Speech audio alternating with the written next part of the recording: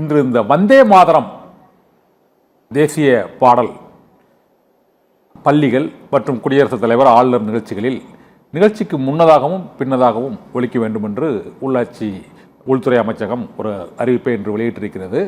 இதன் மூலமாக தமிழக சட்டமன்றத்தில் அடுத்த ஆண்டு தேசிய பாடலான வந்தே மாதரம் தான் ஆளுநர் நிகழ்ச்சியில் முதலில் ஒலிக்கப்படக்கூடிய சூழ்நிலை ஏற்பட்டிருக்கிறது. இதை நீங்கள் எப்படி பார்க்குறீங்க சார்? வந்தே மாதரம் பாடல் இப்போது 150வது ஆண்டு விழாவை ஒட்டி அந்த 6 சரணங்களும் ஒரு அரசு நிகழ்ச்சிகளுக்கு முன்னும் பின்னும் இசைக்கப்பட வேண்டும் என்ற ஒரு அறிவிப்பாணை வெளியிடப்பட்டிருக்கிறது.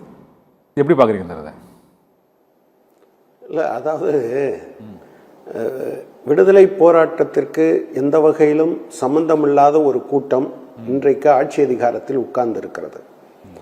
நீங்கள் விடுதலை போராட்டம் நடந்து கொண்டிருந்த காலத்திலேயே இந்தியாவுக்கான புதிய இந்தியா, விடுதலை பெற்ற இந்தியா எப்படி இருக்க வேண்டும், அதன் அரசமைப்பு சட்டம் என்னவாக இருக்க வேண்டும், தேசிய கொடி என்னவாக இருக்க வேண்டும், தேசிய கீதம் எதுவாக இருக்க வேண்டும் என்று பல்வேறு விவாதங்கள் நடந்திருக்கிறது.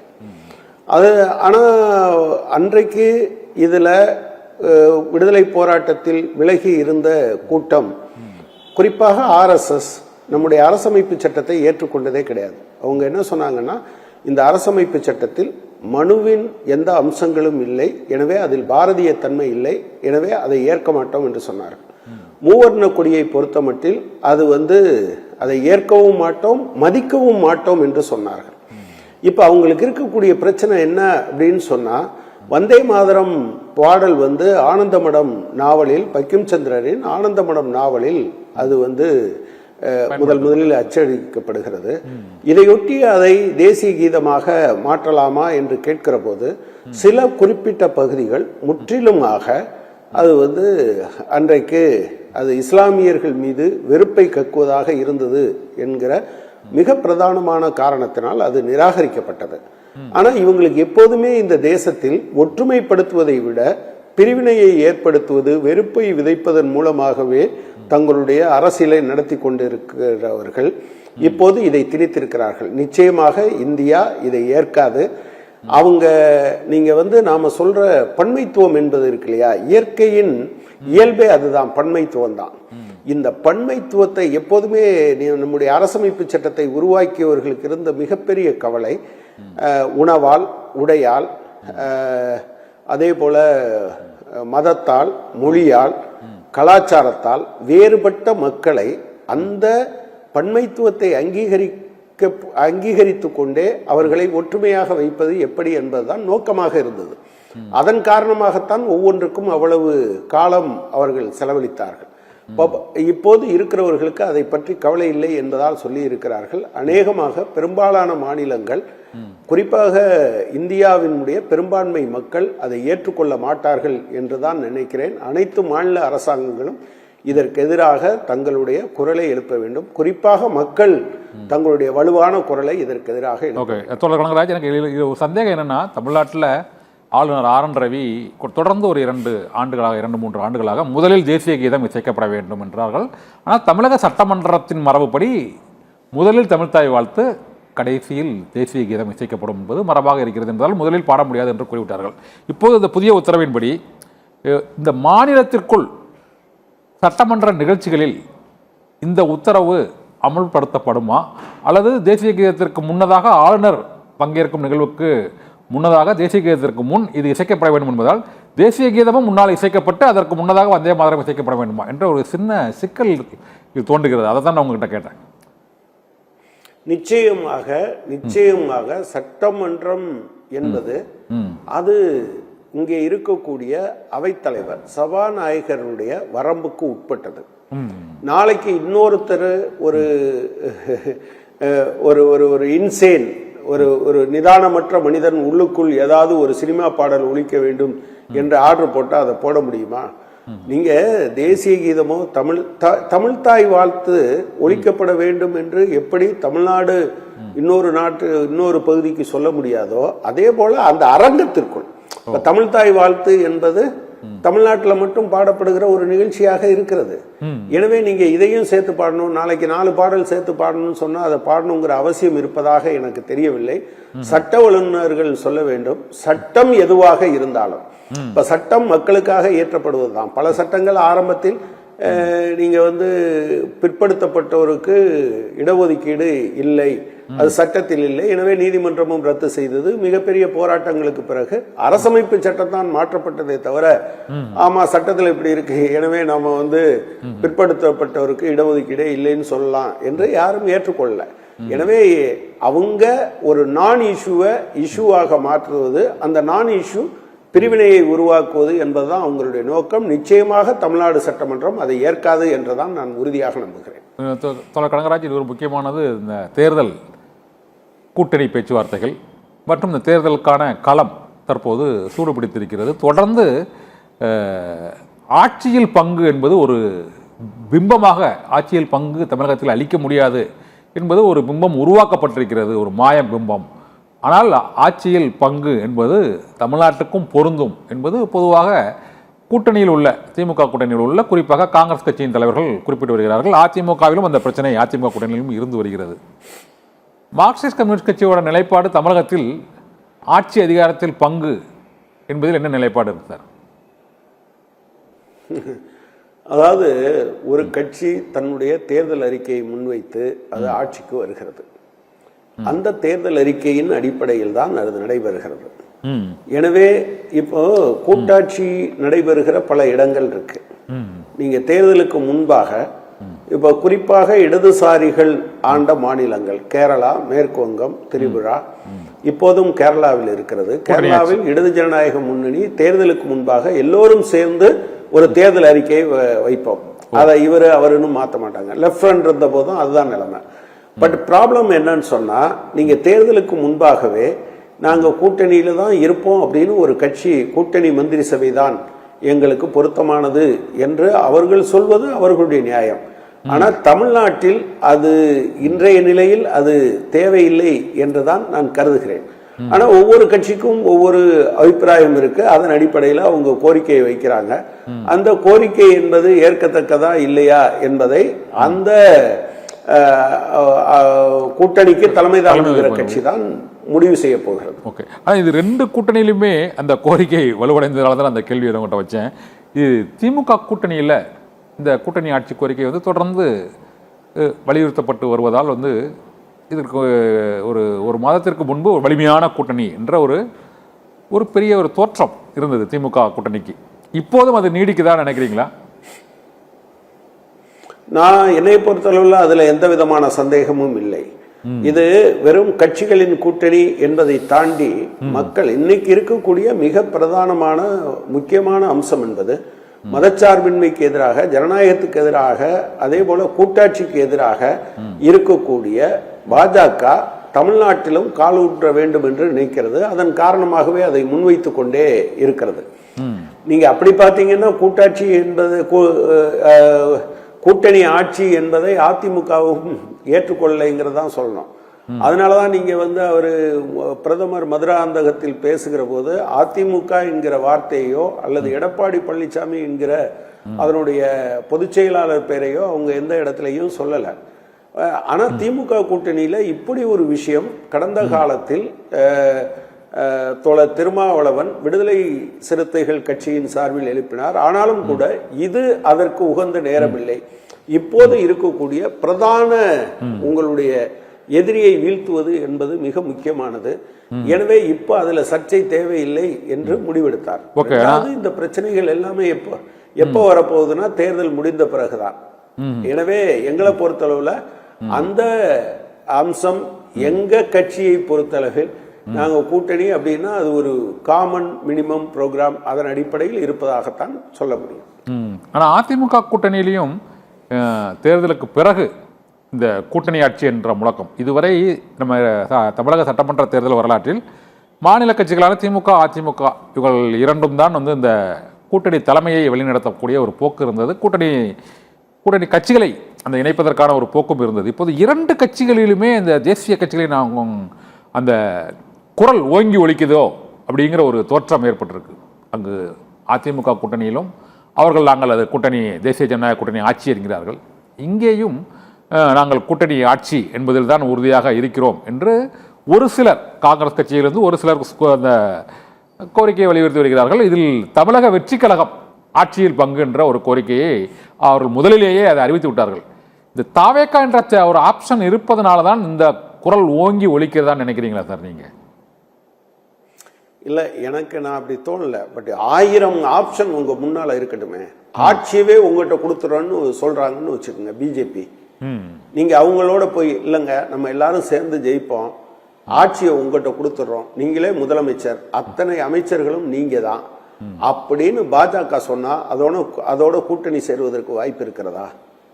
கேள்வி என்னன்னா, நீங்க எந்த நோக்கத்துக்காக இருக்கிறீர்கள் என்பதோடு சம்பந்தப்பட்டது. அது வெறுமனே அதை ஒரு கூட்டணியை வெறும் கூட்டணி ஆட்சி என்று சுருக்கிவிட்டால் மக்கள் எப்படி பார்ப்பாங்கன்னா, நீங்க பிஜேபியை பற்றி நீங்க பிரதானமாக இந்தியா முழுவதும் இன்றைக்கு இந்தியாவினுடைய ஒற்றுமைக்கு, ஒருமைப்பாட்டுக்கு, அதனுடைய அரசமைப்பு சட்டத்துக்கு, அதனுடைய மதச்சார்பற்ற தன்மைக்கு, கூட்டாட்சி தத்துவத்துக்கு ஒரு தாக்குதல் பிஜேபியிடமிருந்து வருகிற போது நீங்க தமிழ்நாடும் கேரளாவும் அதை எதிர்த்து தொடர்ச்சியாக வலுவாக ஃபைட் பண்ணிட்டு இருக்கும்போது அந்த டைரக்ஷனையே மாத்துறது மாதிரி நீங்க ஒரு கோரிக்கையை வச்சீங்கன்னா தமிழ்நாட்டு மக்கள் அதை அப்படி இலகுவாக எடுத்துக்கொள்வார்கள் என்று நான் நினைக்கவில்லை. மற்றபடி ஒரு கட்சி தன்னுடைய கோரிக்கையை வைப்பது என்பதும் அதுல தலைமை தாங்குகிற கட்சி அதை பரிசீலித்து ஏற்பதோ மறுப்பதோ அவர்களுடைய நிலைமை என்பதோடு தான் இதை பார்க்க வேண்டுமே தவிர இதற்கு அப்பால் அதை ஒரு பெரிய விஷயமாக பார்க்க முடியாது. பட் பிஜேபியை பொறுத்தவரை எப்போதுமே அவங்க கூட்டணின்னு சொல்லுவாங்க. ஆனா அந்த கூட்டணி கட்சியை முற்றிலுமாக அழித்து விடுவார்கள். நீங்க அதுல எப்போதுமே நினைவுல வச்சுக்க வேண்டியது, அவங்க ஆரம்பிச்ச காலத்துல இருந்து அவங்களோட கூட்டணியில சேர்ந்த சிவசேனாவை அதை சிதறடித்தார்கள். 1க்கு 2ஆக 3ஆக ஜூனியர் பார்ட்னரா சேர்ந்து பிறகு அதை பிளந்து அதுல இருந்து ஒரு முதலமைச்சரை கொண்டு வந்து இப்போது அவங்க உட்கார்ந்து இருக்காங்க. இது மெஹபூபா முஃப்தியினுடைய கட்சிக்கு சேரும். நீங்க உங்களுக்கு நினைவு இருக்கும், அஸ்ஸாம் கண பரிஷத் அது வெறுமனே ஒரு மாணவர்களுடைய அமைப்பாக தோன்றி ஆட்சி அதிகாரத்தை 3 முறை அமைத்தது. அதுக்கு பின்னால என்னாச்சுன்னு தெரியும். இவங்களோட கூட்டு சேர்ந்த பிறகு மாயாவதி என்ன ஆனார் என்பது நமக்கு தெரியும். சரத்பவார் ஒரு முறை கூட்டணிக்கு போனார், அந்த கட்சியை எப்படி உடைத்தார்கள் என்பது தெரியும். எனவே அவங்களுக்கு பொறுத்தவரை இந்த தடவை நான் என்னுடைய உறுதியான நம்பிக்கை திமுக அல்ல அவர்களுடைய டார்கெட். அதிமுகவை கூட்டணி சேர்ந்து கபலீகரம் செய்துவிட்ட பிறகு அது திமுக வெர்சஸ் பாஜகவாக தமிழ்நாட்டினுடைய இது வரணுங்கிறதுக்காக அவங்க நினைச்சிருக்காங்க. அப்புறம் விஜய் ஒரு ஆப்ஷனா என்று கேட்டீங்கன்னா, விஜய் இருக்கிறதுனால கொஞ்சம் அப்படி கூட்டாட்சி என்று கேட்பவர்களுக்கு, கூட்டணி ஆட்சி என்று கேட்பவர்களுக்கு ஒரு ஒரு ஆப்ஷன் இருக்கிறது என்று அவர்கள் நினைக்கிறார்களா என்று தெரியவில்லை. ஆனால் காங்கிரசினுடைய அகில இந்திய தலைமையை பொறுத்தளவில் அப்படி ஒரு நிலைப்பாட்டை எடுப்பதற்கு அதை தவிர்ப்பார்கள் என்றுதான் நான் நினைக்கிறேன். நீங்க இன்னும் பல்வேறு மாநில கட்சிகள் சிவசேனாவிலிருந்து அசாம் கண பரிஷத்திலிருந்து தேசியவாத காங்கிரஸ் வர சொன்னீங்க. ஆனால் தமிழ்நாட்டை பொறுத்தவரை அதிமுகவில் அவர் ஒருங்கிணைக்கும் முயற்சியில் அதிமுக தலைவர்களை விட அங்கு பாரதிய ஜனதா கட்சி தான் அதில் ஈடுபட்டு வருகிறது. டிடிவி தினகரனாக இருக்கட்டும், ஓபிஎஸ்ஸாக இருக்கட்டும், அந்த கட்சியை ஒருங்கிணைக்கும் முயற்சியில் தான் அவர்கள் ஈடுபட்டு வருகிறார்கள். நீங்கள் கூறியது போல அது ஒட்டுமொத்தமாக பிளவுபடுத்தி கைப்பற்ற வேண்டும் என்றால் இதற்கு ஒருங்கிணைக்க வேண்டும். அதான் என்னோட கேள்வி. லாஜிக் இதாக இருக்கு. உங்களுக்கு நல்லாவே தெரியும் அதிமுகவை சிதறடித்தவர்கள் யார் என்று தெரியும். இப்ப ஒருங்கிணைக்கிறது போது கூட எந்த கட்சி அதை ஒருங்கிணைக்க வேண்டும் என்று நினைக்கணும்? அதிமுக நினைக்கணும். ஆனா நீங்க பாருங்க, செங்கோட்டையன் வெளியே வந்தாரு, அவர் அமித்ஷாவை தான் சந்திச்சாரு, அப்புறம் அவர் விஜயோட போயிட்டாரு. இப்பவும் டிடிவி தினகரன் அவர்கள் என்டிஏ கூட்டணியில் நான் சேர்ந்திருக்கேன்னு சொன்னாரே தவிர நான் இங்க இணைஞ்சிருக்கதா சொல்லல, ஓபிஎஸும் சொல்லல. நீங்க இந்த நான் சொன்ன லிஸ்ட்ல நீங்க அகாலி தளத்தை விட்டுட்டீங்க. இப்படியா நீங்க ஏராளமான கட்சிகளை உங்களால் சொல்ல முடியும். கூட்டணி பேச்சுவார்த்தைக்கு போன கட்சி சரத்குமாரோட கட்சி, அது எப்படி அப்படியே கபலீகரம் செய்து கொண்டார்கள் என்பது உங்களுக்கு தெரியும். எனவே நான் சொல்ல வர்றது அவங்க இணைச்சாங்கன்னு சொல்லாதீங்க, அவங்க தான் அதை பிரிச்சாங்க. அந்த பிரித்ததன் மூலமாகத்தான் இன்றைக்கு அவர்கள் இவங்களை டாமினேட் பண்றாங்க. அப்படி டாமினேட் பண்ணும்போது தனக்கு ஆதரவான சில பகுதிகளையும் கூட சேர்த்து கொண்டு வைப்பது. இப்போ கூட அவங்க சில கட்சிகளோடு பேசுகிற போது பாஜக தான் பேசியிருக்காங்க, நீங்க அதிமுகவோட கூட்டு சேரலங்க, நாங்க உங்களுக்கு சீட்டு தரோம், நம்ம எல்லாரும் ஒரு பிளாக்காக இந்த என்டிஏ ஒரு பிளாக்காக நம்ம இருக்க முடியும் என்று அவங்க பேசுவதாகத்தான் செய்திகள் வருகிறது. ஓகே, ஒரு மறைமுக திட்டத்தின் அடிப்படையில் தான் தமிழகத்தில் பாஜக செயல்பட்டு வருகிறதுன்னு நீங்கள் அதை பல்வேறு மாநிலங்களில் உள்ள பல மாநில கட்சிகளை ஒப்பிட்டு சொன்னீங்க. ஆனால் தமிழ்நாட்டில் ஏற்கனவே இந்த பாஜக எதிர்ப்பு என்பது சித்தாந்த ரீதியாக மற்ற மாநிலங்களை விட இங்கு வந்து இரண்டு கட்சிகளிலுமே அதற்கான தொண்டர்கள் பெரிய அளவில் இருக்கிறாங்க. அந்த சூழ்நிலையில் தமிழ்நாட்டில் அந்த அளவுக்கு அதிமுகவை அவர்கள் முழுமையாக கபலீகரம் செய்து பாஜக 2ஆம் இடம் என்பதற்கு வருவதற்கான வாய்ப்புகள் இருக்குன்னு நினைக்கிறீங்களா தமிழ்நாட்டில்? இல்லை, நீங்கள் வந்து அவங்களுடைய நீங்கள் ஒரு வெளிப்படையான செயல்பாடு இருக்கக்கூடிய ஒரு கட்சியை பற்றி பேசுவது மாதிரியே பாஜகவோடு பேச முடியாது. அதனுடைய ஆரம்ப காலம் தொட்டு இன்று வரை பார்த்தீங்கன்னா தந்திரங்களும் சூழ்ச்சிகளும் தான் அவங்களுடைய ஒரே ஆயுதமாக இருந்திருக்கிறது என்பதை பார்க்க வேண்டியது இருக்கு. எனவே நீங்க நஞ்சை எதுல கலந்தாலும் அது நஞ்சு தான். எனவே தமிழ்நாட்டுல வலுவா இருக்கோம், அதனால ரெசிஸ்ட் பண்றோம், அதனால அவங்க வரல முடியல என்பதெல்லாம் ஒரு உண்மை. ஆனா நீங்க பாருங்க, கூட்டாட்சியின் மீது ஒரு கடுமையான தாக்குதல் நடத்துகிற போது எடப்பாடி பழனிசாமி அவர்கள் அதை பேசாமல் கூட இருந்திருக்கலாம். மதுராந்தகத்தில் அவர் வைத்த மிக முக்கியமான ஆர்குமெண்ட்டை நான் ரொம்ப வந்து அவமானகரமாக கருதுகிறேன் தமிழ்நாட்டுக்கு. அவர் இருந்த காலத்தில் நாங்கள் கேட்ட போதெல்லாம் பணம் கொடுத்தாங்க அப்படின்னு அவர் பேசினார். ரொம்ப பரிதாபகரமான நிலைமை. ஏன்னா அவர் செப்டம்பர் 30, 2019 அன்று ஒரு கடிதத்தை பிரதமருக்கு எழுதுகிறார். அதுல 7,500 கோடிக்கு மேல் தமிழ்நாட்டுக்கு வர வேண்டிய பாக்கி இருக்கிறது என்று எழுதுகிறார். அதுல இப்ப சொல்ற சமக்கர சிக்ஷா அபியான் கடந்த காலத்துல 2ஆ இருந்தது. சர்வ சிக்ஷா அபியான், ராஷ்டிரிய மத்தியமிக் சிக்ஷா அபியான் என்று இருந்தது. அவர் என்ன சொல்றாருன்னா, அதுக்கு பாக்கியே 2015-16 இருந்து நீங்க தரணும் என்று அவர் கடிதம் எழுதியிருக்கிறார். அதே போல உங்களுக்கு தெரியும், 2020ஆம் ஆண்டு பட்ஜெட் வரை திரு OPS பட்ஜெட் சமர்ப்பிக்கும் போதெல்லாம் 2017-18 எங்களுக்கு வர வேண்டிய IGST வரலைன்னு சொல்லியிருக்காரு. 18-19 சொல்லியிருக்காரு, 19-20 சொல்லியிருக்காரு, 29 தான் உங்களுக்கு அந்த பணம் வந்தது. ஆனா தன்னை முற்றிலுமாக அதில் கரைத்து கொண்டவராக அவர் பேசுகிறார் என்பதை என்னால் பார்க்க முடிகிறது. இப்ப கூட 13ஆம் தேதி ஒரு ஆர்ப்பாட்டம்ங்கிற பேர்ல ஒண்ணு வச்சிருக்காரு தமிழ்நாடு முழுவதும். நாங்கள் திரு எடப்பாடி பழனிசாமி அவர்கள் உண்மையிலே என்ன பிரச்சனைனா, 100 நாள் வேலை ஒரு ஆண்டுக்கு மிக அதிகமாக சராசரி மனித நாட்கள் கொடுத்தது இந்த 4 வருஷத்துல தான் என்பதை பார்க்கிறோம். அந்த 10 வருஷத்தை விட இந்த 4 வருஷத்துல. ஆனா அவர் என்ன சொல்றாருன்னா, 100 நாளா 125 நாள் ஆக்கிட்டாங்கன்னு. சாதாரண கேள்வி உங்ககிட்ட கேட்கிறேன், போன வருஷம் 85,000 கோடி அது 100 நாளைக்கு கொடுக்கலைன்னு வச்சுக்கோங்க, அது வேற விஷயம். ஆனா 125னா 25% உயர்த்தணும்ல. நீங்க 85 அந்த பின்ன கணக்குள்ள போலாம். 80 25 உயர்த்தணும்னா 20 கோடியாக மாறும். 80ல 25%. அப்பனா எவ்வளவு? 1 லட்சம் கோடி வரும். அந்த 5 கோடிக்கு சேர்த்தீங்கன்னு வச்சுக்கோங்க, அதுல 25% வரும். அப்போ நீங்க கிட்டத்தட்ட 1 லட்சம் கோடிக்கும் அதிகமாக ஒதுக்க வேண்டிய இடத்தில் 95,000 கோடியை ஒதுக்கிவிட்டு அது நியாயம், அதை இவர்கள் சீர்குலைக்க முனைகிறார்கள் என்று அவர் பேசுகிறார். எனவே இதெல்லாம் பார்க்கும்போது அதிமுக தலைமை கீழே வேற மாதிரி இருக்கு. அதிமுக தலைமை தன்னுடைய திராவிட சித்தாந்தம் என்பதை நீர்த்து போக செய்து கொண்டே இருக்கிறது. இது மிக வலு. நீங்க அசாம் கணபரிசத்தை நான் சொல்லும் போது நீங்க ஒண்ணு நினைச்சுக்கோங்க, அசாமியர் ஐடென்டிட்டி தான் அதனுடைய பிரதானமான கோஷமா இருந்தது. அதையே நீர்த்து போக வச்சுட்டாங்களே. எனவே நீங்க வந்து ஒரு குடம் பால் இருக்கு, எனவே பிரச்சனை இல்லைன்னு நீங்க நினைக்காதீங்க. ஒரு துளி விஷம் போதும் ஒரு குடம் பாலையும் விஷமாக மாற்றுவதற்கு. எனவே பாஜக என்பது விஷம்தான், அது அதைத்தான் செய்யும். ஓகே, தோழர் கனகராஜ், நிறைவாக இந்த தேர்தல் சதுரங்கத்தில் நிறைவாக ஒரு கேள்வி. இந்த தேர்தல் காலத்தில் நீங்கள் பல்வேறு தேர்தல் களங்களை பார்த்துருக்கீங்க. தமிழகத்தில் ஒரு மும்முனை போட்டியோ 4 முனை போட்டியோ ஆட்சியை கைப்பற்றுவதற்காக இருக்குது அப்படின்னு நம்புறீங்களா, இல்லாட்டி அது இருமுனை போட்டி தானா? நிறைவாக அவங்களோட கருத்து. இல்லை, அது கட்டாயமாக மும்முனை போட்டி என்பதில் எந்த விதமான சந்தேகமும் எனக்கு இல்லை. அதை 4 முனை போட்டி என்று ஒருவர் சொல்லக்கூடும், அது வந்து ஒன்றும் பிரச்சனை இல்லை. ஆனால் நிச்சயமா 2 முனை போட்டி அல்ல என்று நான் கருதுகிறேன். ஆனால் பிரதான போட்டி திமுக தலைமையிலான மதச்சார்பற்ற அணிக்கும் அதிமுக தலைமையிலான அணிக்கும் தான். இதுல என்ன, ஏன் மும்முனை போட்டி என்கிற தோற்றம் வருகிறது என்றால், 1ல இருந்து ரொம்ப டிஸ்டன்ட் செகண்டா அதிமுக இருக்கிறதும், அதுக்கு ரொம்ப க்ளோஸா